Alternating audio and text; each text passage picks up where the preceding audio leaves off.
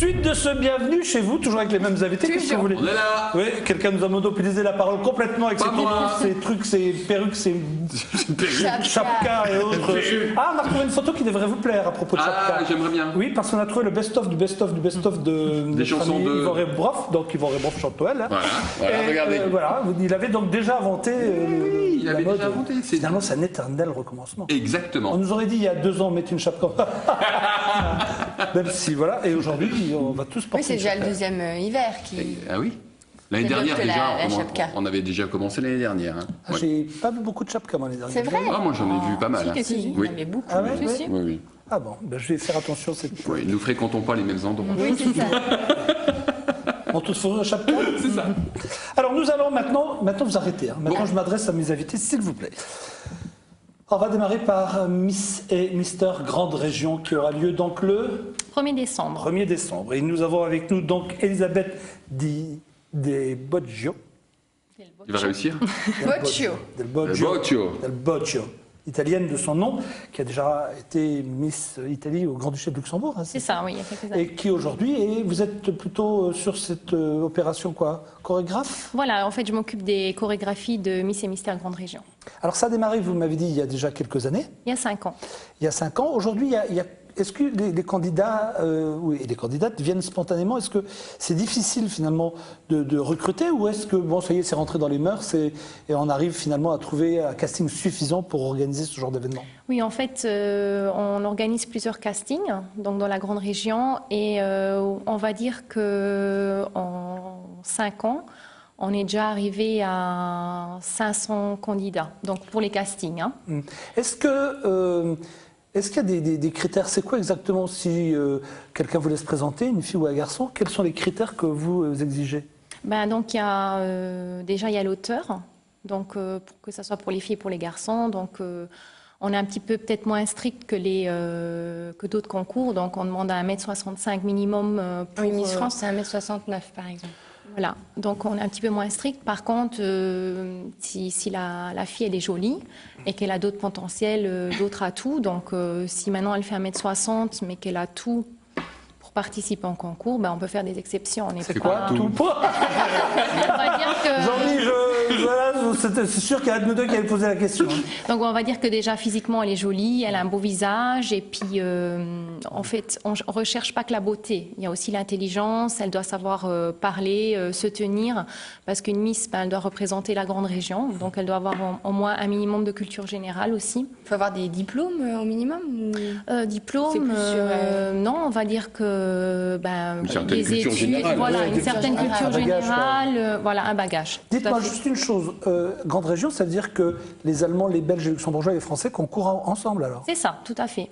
En fait, ce qu'on recherche vraiment, c'est le multiculturel, toutes les nationalités, donc sachant qu'il y a plusieurs nationalités donc, dans la Grande Région, et c'est ça vraiment qu'on veut mettre en avant. Ça doit être plus difficile de recruter des garçons que des filles, hein, parce que les filles, elles jouent plus facilement le jeu, nous, je sais qu'on a plus de mal avec ça. Hein.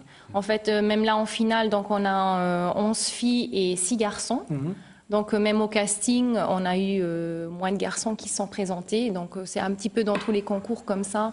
On a quelques images, on peut peut-être nous les commenter. Oui, bien sûr. Nous sommes allés voir un peu ce qui se passait.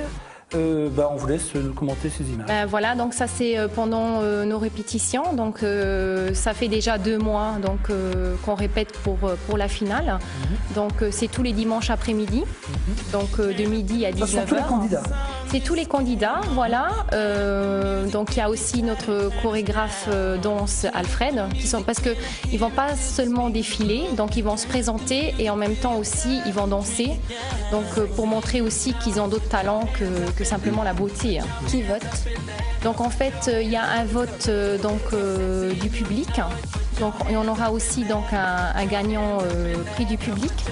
Et donc il y aura un jury bien sûr professionnel le jour de la finale. Voilà, donc ça c'est tous les candidats. qui se présentent, quand ils se présentent, ils sont obligés de faire un petit numéro ou ils répondent à des questions? Non, en fait, ils vont simplement, ils vont ouvrir le show avec une chorégraphie à moitié défilé, à moitié danse. Ensuite, ils vont se présenter eux-mêmes, ils vont dire comment ils s'appellent, d'où ils viennent et de quel pays, justement aussi pour qu'on voie exactement d'où ils viennent. Et c'est dans quelle langue alors que vous allez faire ça? Alors en fait ils ont le choix, donc maintenant s'ils viennent d'Allemagne ils peuvent le faire en allemand, s'ils viennent de France en français, du Luxembourg en luxembourgeois. C'est justement, on veut vraiment promouvoir la diversité, voilà. Le pourcentage au niveau des nationalités, c'est il y a plus de quoi? De luxembourgeois, d'allemand, de français? C'est varié, donc surtout sur le Luxembourg par exemple, donc il y a les luxembourgeois, il y a beaucoup d'italiens, il y a beaucoup de portugais. Donc je pense que aussi dans la grande région. Qui a gagné l'année dernière? C'était qui? Moi. C'était Tonika pour les garçons et Amadou. Tonika pour les filles, Amadou pour les garçons. Qu'est-ce qu'on gagne? Déjà le titre de Miss et Mister Grande Région, c'est déjà représenter donc la grande région, son pays, et après tout dépend des sponsors qui offrent donc des cadeaux. Des petits cadeaux quoi. Oui, bien sûr. Et ils ont un peu de publicité médiatique. Voilà, donc aussi pendant les 2 mois, on a organisé différents shootings photos avec des photographes connus et moins connus, donc sur le Luxembourg et la grande région. Et déjà là, ça leur fait donc des photos. Voilà, tout à fait.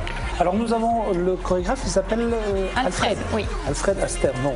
Non, Alfred tout court. Alfred, nous allons l'écouter justement, il a des choses à nous dire. Donc en fait, je suis prof de fitness donc depuis plus de 10 ans. Donc je suis passé par la France donc en faisant la formation brevet d'État, les métiers de la forme. Et depuis, je me suis spécialisé en danse, plus dans la danse urbaine et la création chorégraphique. Donc en ce moment, je travaille avec Klaus pour la préparation de la finale, Miss Grande Région. À propos de la chorégraphie, à quoi tu t'inspires pour cette chorégraphie de cette année? Pour cette chorégraphie, c'est beaucoup plus en pensant à 2 êtres que j'aime bien, mes enfants. Donc, et souvent, en jouant avec eux, donc beaucoup de figures me passent par la tête et souvent mes chorégraphies sont créées donc, par rapport à eux, donc à ce que je fais le plus souvent, les jeux qu'on fait ensemble et tout. Donc je m'inspire de ça et cette chorégraphie pour moi, si je la réussis, donc ça sera vraiment une bonne réussite.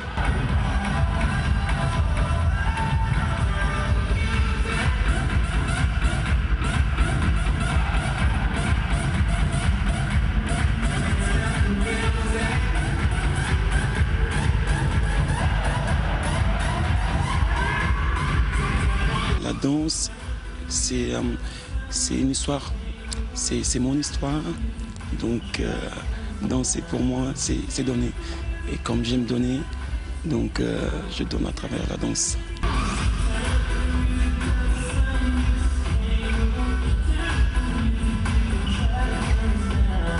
Voilà, j'espère que ça sera encore une belle expérience comme l'année dernière. J'ai eu l'occasion et le privilège de créer la chorégraphie. Voilà, donc ça sera, on rappelle, à Differdange. C'est ça, au centre sportif le 1er décembre. 1er décembre, à quelle heure? À partir de 19h, donc ouverture des portes. Et quand on doit être Miss ou Mister, on doit obligatoirement savoir danser comme ça, comme lui? Pas obligatoirement, mais c'est vrai que si on a un petit côté artistique, ça aide toujours, surtout même pour le maintien, c'est important. Donc ça aide. Merci beaucoup d'être venu nous en parler. Merci à vous. Elisabeth, bonne chance à vous. Merci. Et puis nous, forcément, on vous donnera des nouvelles. On ira faire un petit reportage. Et le Mister. Vous pourriez nous les ramener, les 2 gagnants? Ah oui. Mais volontiers, oui, bien donc, sûr. on va voir avec Ça serait bien, Isabelle tout à l'heure à la prod là, pour que vous nous rameniez les gagnants. Pour ça, Bien. on fera... Avec plaisir. On pourra vous les présenter. Nous allons maintenant parler de voltigeurs carrément. C'est vrai que souvent, lorsqu'on a besoin de réparer un clocher, de couper des branches d'arbres très très haut, ou d'autres constructions, ou par exemple, on a besoin de gens qui sont capables de le faire. Alors je vais vous présenter une société qui s'appelle Agrotir. C'est dans le cadre des entreprises qui vont bien en Lorraine, avec la Chambre de commerce et d'industrie de Meurthe-et-Moselle. Nous allons découvrir cette société qui se trouve du côté de Lunéville, en remerciant mille fois Elisabeth. Merci. Direction Lunéville. L'art de penser sécurité est sa devise. L'entreprise Agrotir est spécialisée dans la mise en sécurité contre les chutes, dans les travaux souterrains et en milieu confiné. Elle apporte la sécurité nécessaire aux professionnels qui œuvrent en hauteur ou dans des lieux difficiles d'accès. La société Agrotir est installée à Lunéville. Elle a été fondée il y a 22 ans maintenant par Laurent Ls. Dès l'âge de 20 ans, l'association de mes deux passions et compétences, à savoir la spéléologie d'une part avec les connaissances de cordes, ma formation technique du BTP au niveau bureau d'études, m'a permis de répondre aux nouvelles exigences de l'architecture urbaine, à savoir que les constructions devenaient de plus en plus hautes, de plus en plus techniques. Les normes du bâtiment comme dans l'industrie exigeaient de plus en plus la sécurité des hommes et j'ai ainsi créé la première société de travaux d'accès difficile, de sécurité contre les chutes pour le grand quart nord-est de la France. L'entreprise emploie aujourd'hui 20 salariés, des techniciens spécialistes environnementaux, scientifiques, sportifs et collaboratifs. Agrotir intervient sur de nombreux sites en France et à l'étranger, en assurant une large gamme de prestations pour l'industrie, le génie civil, le BTP et le développement énergétique. Les travaux sont très divers. On passe de la façade en hauteur d'un immeuble pour de la peinture ou des réparations de béton, une cour intérieure en centre-ville pour poser un filet anti-pigeon. Sur un site industriel, cela va d'une cheminée de plus de 100 mètres de haut pour des opérations de soudure, à descendre dans un ancien puits de mine pour capter de l'eau potable. Les silos également sont des opérations importantes pour nous dans tout ce qui est nettoyage et entretien de silos. En fait, ce qu'il faut retenir, c'est que nous intervenons partout où les entreprises traditionnelles ne peuvent pas mettre d'échafaudage ou de nacelle. Cordiste, c'est un vrai métier. C'est un métier qui demande une formation assez pointue sur l'estimation des ancrages, sur le matériel approprié, sur la façon d'équiper, la façon de se déplacer, éviter les frottements. Grâce à son bureau d'études intégré, Agrotir est en mesure d'élaborer et de concevoir des solutions techniques sur mesure pour répondre aux besoins de ses clients, tout en respectant les contraintes techniques, de normes et de réglementations. Nous ne sommes ni des voltigeurs, ni des saltimbanques, ni des acrobates. On ne peut pas tout simplement placer une corde, la jeter et se balancer dessus. Donc en amont de chacune de nos interventions, nous réalisons une étude qui vise à prendre en compte chacun des risques liés à l'environnement. En second temps, nous devons prendre en compte les ancrages sur lesquels nos techniciens vont s'arrimer. Pour cela, on a recours à un bureau d'études qui va réaliser des croquis et une note de calcul via des logiciels spécialisés. Enfin, on rédige un mode opératoire qui précise chacune des étapes de l'intervention. L'entreprise de travaux sur corde est devenue aujourd'hui une société de pointe, influencée par les nouvelles technologies, dans le but de réduire le risque et le temps d'exposition au risque. Pour ce faire, elle utilise des techniques innovantes, comme par exemple cet aéronef inhabité et piloté à distance. C'est un appareil radiocommandé qui nous permet de faire de la photo ou de la vidéo, mais je dirais dans un premier temps d'éviter le temps d'exposition des hommes au risque dans les accès très difficiles. On intervient dans plusieurs domaines, le suivi de chantier, le contrôle industriel ou la capture d'air ou de gaz si cas de fuite. L'appareil est le troisième œil et c'est lui qui prend tous les risques.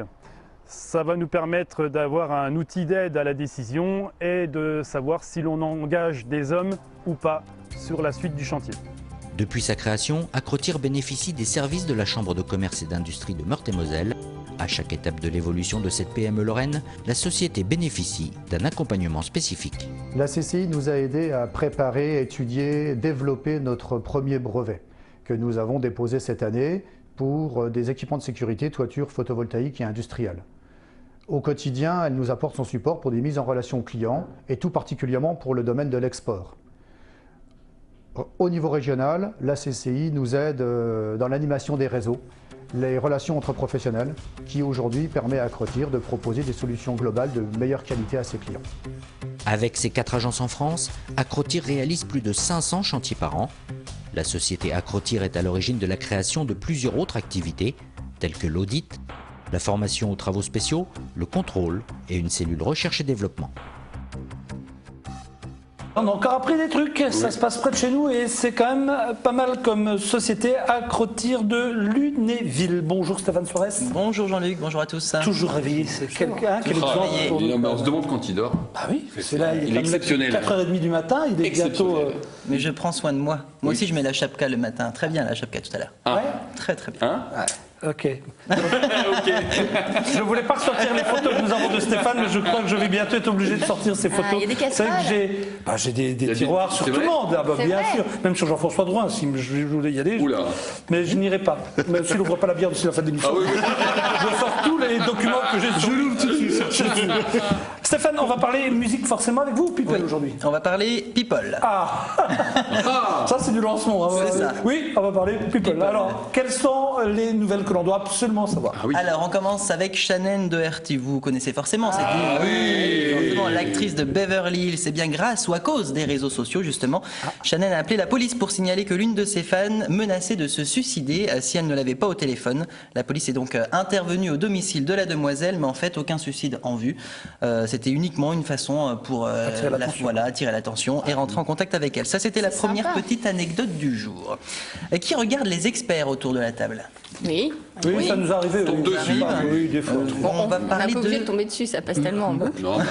C'est ça, c'est les experts. Nous, on regarde R. Déjà. Ouais, mais des fois, quand on a un peu de temps, on peut regarder. Des fois, il faut voir un peu ce qui se Mais passe. de télé, comme ça, en même temps. Voilà. Oui. C'est l'autre télé. C'est ça. On regarde l'autre télé. C'est sûr que R, c'est l'autre télé. On va parler de Gary Douldan des experts. Justement, c'est l'un des acteurs de la série phare. L'une des séries, elle est plus en vogue en ce moment. Et au vu du succès, on pourrait se dire que, il n'y a aucun souci à se faire pour lui, que les comédiens sont bien payés, qu'il a sa retraite qui est préparée et qui est assurée. Eh bien, pas du tout. C'est la crise et c'est la crise pour tout le monde. Gary n'a pas été du tout prévoyant. Il a 1,8 million de dollars en actifs en ce moment, une belle somme, mais surtout 1,73 million à ses créditeurs. Il doit 1,73 million à ses créditeurs. Ouais, donc il est ruiné, il garde espoir, il espère faire une autre série pour retrouver de l'argent, mais c'est pas gagné pour le moment pour lui. Avec l'augmentation des taxes... Il était parti fâché de la série. Ouais, c'est un peu ça. Lady Gaga maintenant, alors quand on parle d'elle, on parle de polémique, on parle de ça me fait rire déjà. Eh bien non, pour une fois, ça se passe bien. La chanteuse Lady Gaga, actuellement en tournée, a souhaité réagir par rapport à l'ouragan Sandy qui a dévasté, comme vous le savez, à New York. Et elle a fait un don d'1 million de dollars à la Croix-Rouge pour les victimes, une belle initiative puisqu'en fait elle est née dans cette ville et donc ça l'a touchée pour une fois. Bravo Lady Gaga. Bravo. On termine avec Justin Bieber. 2 informations sur notre ami Justin ce matin, ou ce soir plutôt, c'est l'habitude de la matinale. Ça c'est l'émission multidiffusée. Moi je l'ai déjà vu à 5h30 du matin. Donc finalement... mesdames, on n'est pas là à 5h30, il n'y a que lui qui est là. Nous c'est juste une rediff. Si, on est là tout le temps. Alors, peut-être que vous le savez déjà, ils se sont séparés avec la petite Selena Gomez. Justement. J'ai raté des épisodes, entre ils ne s'étaient pas retrouvés? Eh bien non. Alors pourquoi ils se sont séparés? À cause de cette photo déjà. À première vue, rien. Là c'est elle. On voit son soutien-gorge, c'est pour ça? Non, pas du tout. Non, on va voir la photo. Pourquoi ils se sont séparés? Ah, pardon.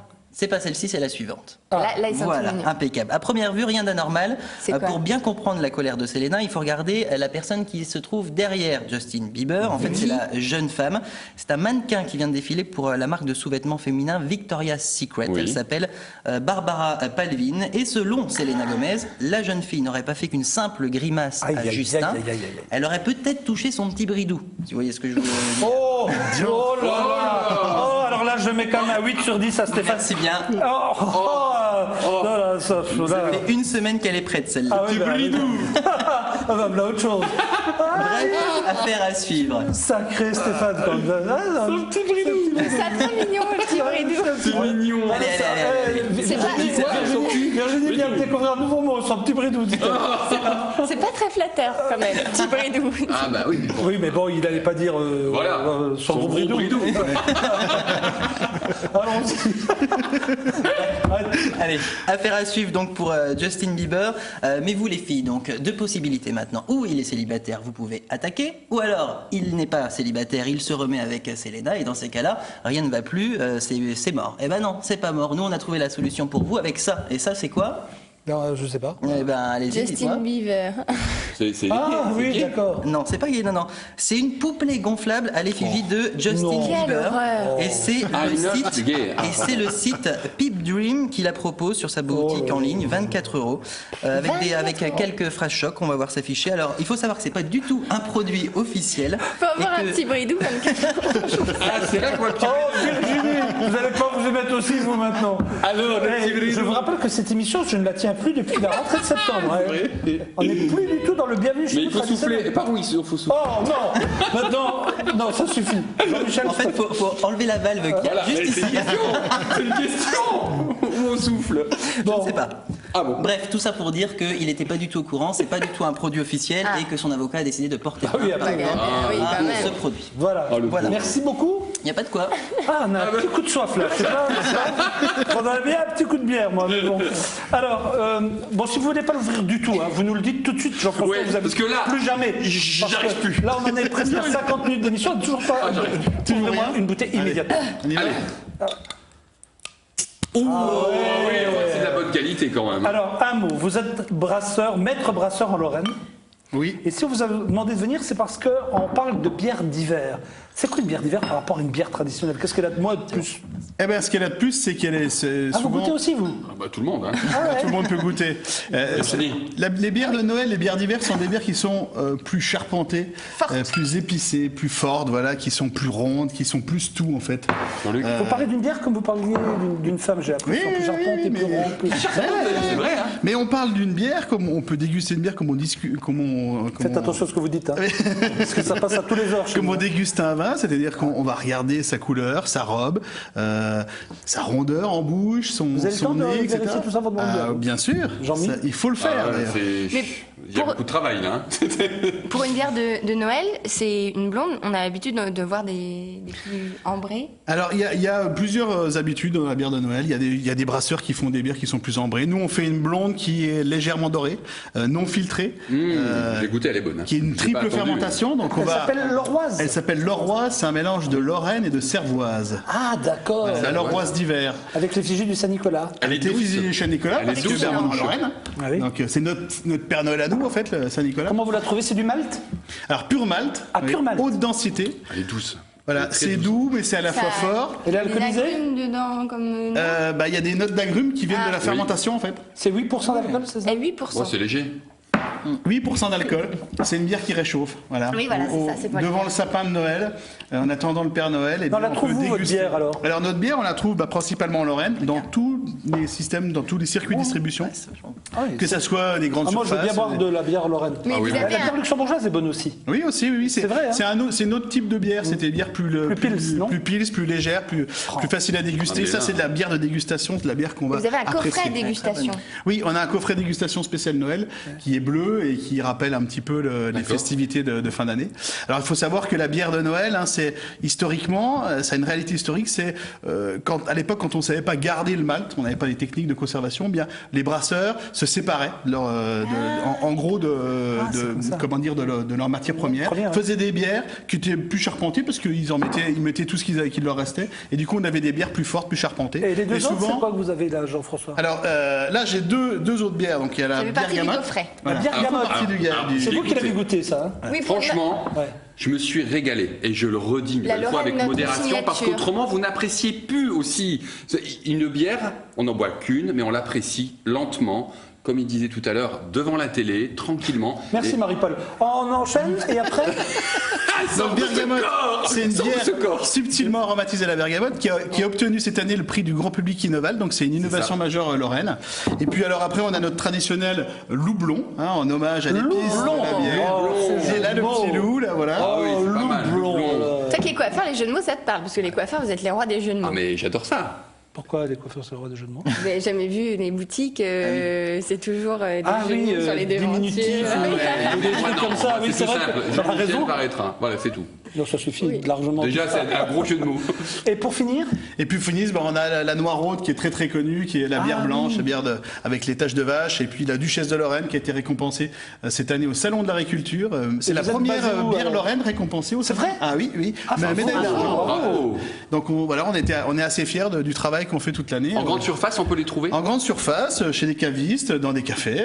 On vend de la bière Lorraine et on a forcément de la Loroise, de la Noiraude, tous les autres. Il me semble les avoir vus dans un rayonnage, dans une grande surface aussi, au niveau des bières. Bien sûr, vous les trouvez soit dans le rayon des bières, des produits lorrains, soit dans le rayon des bières spéciales. Ah mais c'est bien que vous soyez récompensé, je suis fier pour vous. Oui, on est content. Ça me fait plaisir. Bravo. Vous savez, on avait parlé de la Lorraine, notre signature, et on avait déjà goûté la bergamote. Oui. Vous êtes amateur de bière, Stéphane? On fait partie. J'aime bien, ouais. On fait partie d'un agrément collectif sur lequel sur des produits alimentaires. Si vous voyez ce produit, vous êtes sûr qu'il est fabriqué par une entreprise lorraine avec un maximum de matières premières d'origine lorraine. Donc c'est bon pour l'économie, c'est bon pour les entreprises lorraines. Voilà, ça c'est le logo, la Lorraine notre signature, et toutes nos bières nous sont agréées avec ce logo.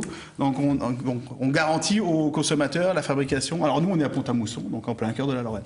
Un conseil, messieurs, dames, surtout messieurs les amateurs. Bon, puis il y a des dames aussi qui sont amateurs de bière, bien sûr. Oui. Vous pouvez y aller parce que c'est très très bon.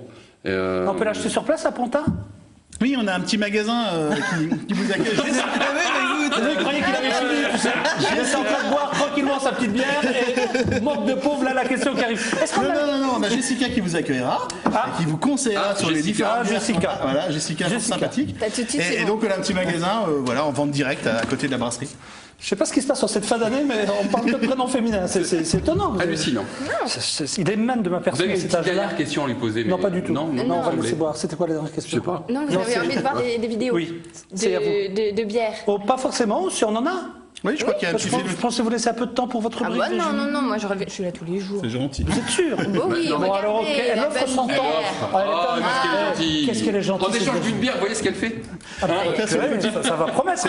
C'est une petite vidéo de présentation de l'entreprise que on a créée avec Régis Bouillon en 2003, qui est située à Pont-à-Mousson. Donc voilà, vous avez les différentes marques qu'on produit sur Pont-à-Mousson. Donc on s'appelle les Brasseurs de Lorraine, voilà, qui est un logo dessiné par Rémi Malingré. D'accord. Et puis on se trouve juste au bord de la Moselle, dans cette fameuse ville de Pont-à-Mousson, où on est 6 à travailler et à produire de la bière. Voilà. Et Jessica aussi, voilà. Non mais autant le dire. Absolument. Il faut en parler. Ouais.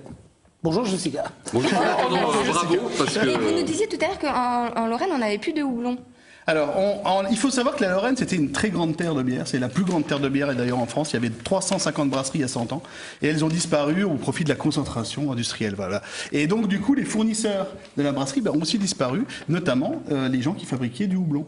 Et donc, mon houblon, je suis malheureusement obligé de l'acheter un peu en Alsace et sinon en Allemagne. Je n'avais pas vu votre logo. J'ai découvert votre logo. Je ne sais pas si on peut le voir. On l'a vu tout à l'heure. Vous l'aviez vu? Oui, sur le. On l'a vu sur l'image. C'est quoi? Eh bien. Il a été dessiné. Il a été dessiné par Rémi Malingré, et si vous voyez, c'est un petit bonhomme avec des moustaches qui se lèche les babines après avoir dégusté une bonne bière. Marrant, hein. Ça, c'est du logo. Hein. Voilà. On voulait pas du logo traditionnel, type allemand. Voilà, on voulait quelque chose d'un peu moderne. On est résolument la nouvelle vague des brasseurs, et donc voilà. Bien sûr. Avant de se quitter, nous avons des places. Vous savez, on vous a parlé tout à l'heure de l'élection de Miss et Mister Grande Région.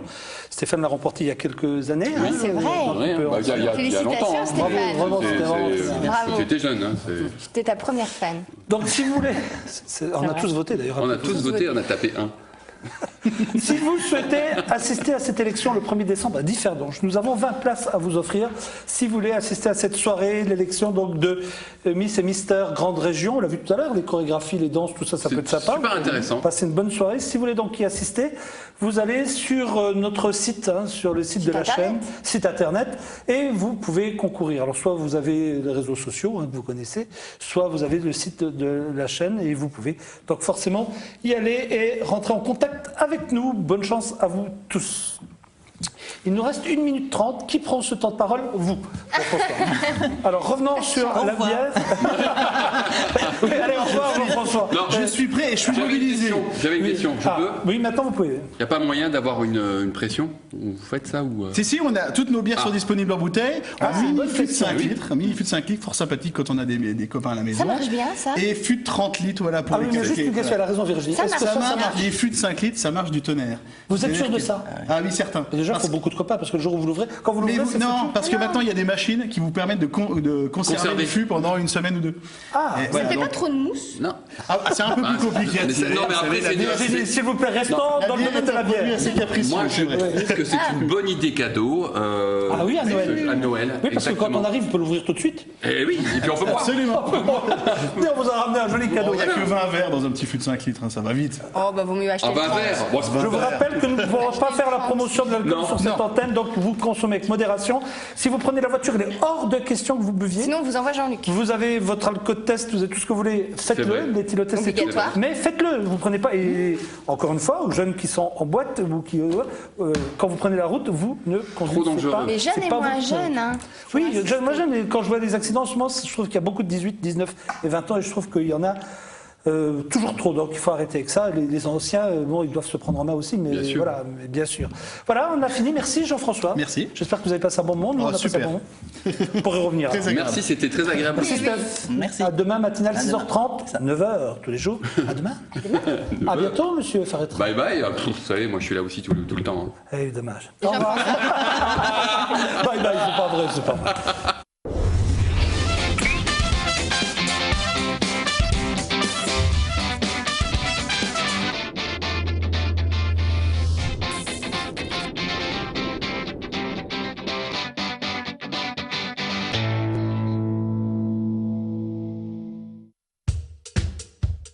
Être chef d'entreprise, c'est beaucoup de responsabilités. J'ai trouvé quelqu'un réactif et disponible, qui s'investit comme moi. Je suis Lorraine, j'ai trouvé ma banque.